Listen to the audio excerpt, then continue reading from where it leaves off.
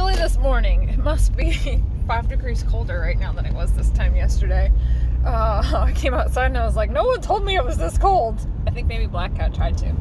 Okay, so I just made a different video and I was like, I know, I'm going to delete that one. I'm going to start with this one. So, I've been thinking, I think I'm like connecting some dots with some weird things that have been happening at the barn. I knew getting another horse would change the dynamic, and before I bought a horse, I told myself, remember, whatever horse you bring home, people will judge you. It wouldn't have mattered. If I had bought like a big fancy show horse, people would have been like, April thinks she's so cool, she bought a big fancy show horse, and she, an expensive horse.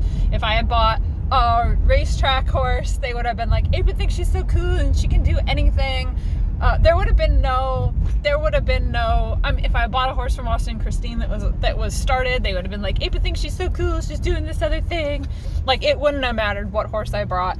And I've definitely been receiving the blowback from the purchase of adorable yearling, Brave Choice. And most of it has been indirect. One person is like not even talking to me, which is really frustrating because this is a person who I previously, and it's like literally until I brought this horse home, I had a good relationship with this person. I didn't think of that until I just said it out loud. Maybe she's going through her own stuff too. But so I was thinking about this. I'm like trying not to give too many specific details, but I watched something happen yesterday and it almost happened to me. The same person kind of did something to somebody else that they had tried to do to me, but it didn't end up affecting me because they asked me to stop doing something and I was actually already done, so it was moot.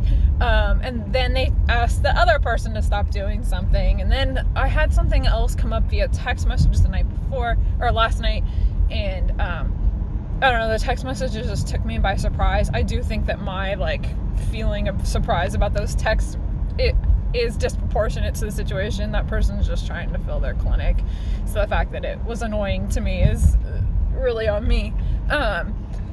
But it really had me thinking, especially because I was talking to another friend about some of the stuff that she's been going through, and I've been thinking about her situation and maybe the places where I could have handled things better. Oh, I didn't know you could do that. Well, while you were filming anyway. I knew you could do that. I wasn't even trying to do that. I was trying to get something off the screen. Anyway, I really was thinking about about places where I could have done things better. I have tried. I'm not going to say I haven't tried. And a few weeks ago, I just sort of lost my patience with the situation. I got really honest with her about some stuff.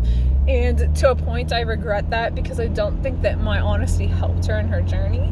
And what all of these things have in common is just a lack of boundaries. And I've been thinking, obviously I've made a couple boundary videos recently, and I've been thinking about how in the horse community, there are such bad boundaries involved in all of this.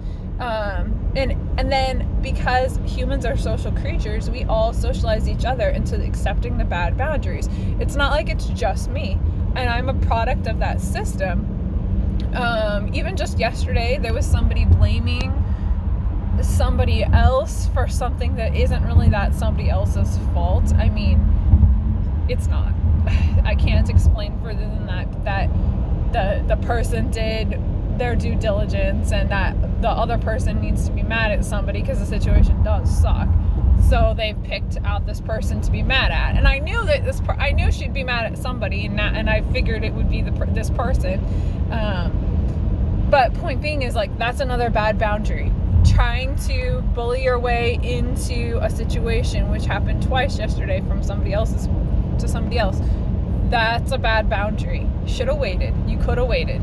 I think that's part of it. She could have waited and she chose not to, because she at that moment she had a to-do list and we were interfering with her to-do list, and she wanted us out of her way, so she was just going to move us out of her way. Let's see, and then my one friend who I have a friend whose horse is almost as bold as my horse. I have two friends actually who have horses that are very bold, but one of them has had to learn how to deal with it, and the other one's trying to learn how to deal with it. And I think that the bad boundaries, the friend that I'm talking about right now, she has pretty good boundaries, and she's sure working hard to try to keep them. The issue is that other people are always trying to tell her what to do. And you can see this to a point because the horse isn't always safe. I'm conceding that neither is mine. The horse isn't always safe. And she could use some help with the horse. But the problem becomes when you start adding help in there for people that aren't asking for it, and you push. I have done a medium bad job at this, medium good, medium bad, depending on how you look at it, with this particular individual, because I have vacillated everything from just doing everything I could to try to get her to come to a clinic because I think it would help so much, and I really truly believe she would enjoy it, to just being like totally hands off and not offering anything, and everything in between. And I have until recently, I have done a good job of not saying exactly what I'm thinking, because I've been trying to maintain that boundary. But I admit, a few weeks ago, I'm not going to say I lost my temper. It was more that I lost my patience. The situation had escalated, and we were talking about it. And I just finally had to say, like I was at a point where if I didn't say what I was thinking, I was kind of lying. And, but I do feel like I overstepped what I said, what felt comfortable to her. And I have to say, she handled it really well. And we both were like, let's agree to disagree. Because one thing about that friendship is that even though sometimes it gets strained, we kind of like always bounce back, because we'll just be like, let's agree to disagree. And I appreciate that about her, trust me. Because I think both of us tend to get looked down upon. So I just was thinking about, and I was really thinking like a week or two ago, I can't even remember what happened, but I was like, you know what? I haven't been handling that any better than anybody else has, because she is really struggling, and maybe we need to let her have her time instead of just like being judgmental. Now, I think one reason why people get prickly with her is because she's hard to approach, but that's kind of a bad reason. You know what I mean? So, I mean, I'm hard to approach too, if we're being honest. So, but I guess my whole point, I was just thinking about something else that happened earlier this week. Maybe it was last week. Somebody like flat out said something really rude to me about my horse, and I was like taken aback. I couldn't even speak. I was like, I can't believe you just said that to my face, about my older horse. So, point being is, I think that is a need in the horse community. Better boundaries. If people want to show up to the clinic, let them show up to the clinic. If they're not interested, they're not interested. Maybe they get there one day, maybe they don't. If I need the round pin right then, whatever my need is for the round pin, other people's needs do not supersede my need. That's just not how it works. Just like if Corey's working on something, my need to go in there does not supersede her need to work on whatever it is she's working on. That's not fair. I mean, the other day I waited like 15 minutes for her. She was working on a thing. Did I love waiting? No, but she was working on a thing, and that's her turn. That's her turn to work on the thing.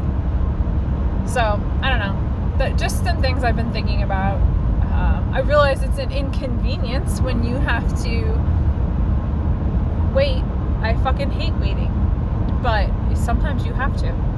I bet I lose an hour a day waiting for other people. It drives me crazy, but that's the deal at a boarding facility. Wait. There was something else I was going to say, but it's gone now. Yay!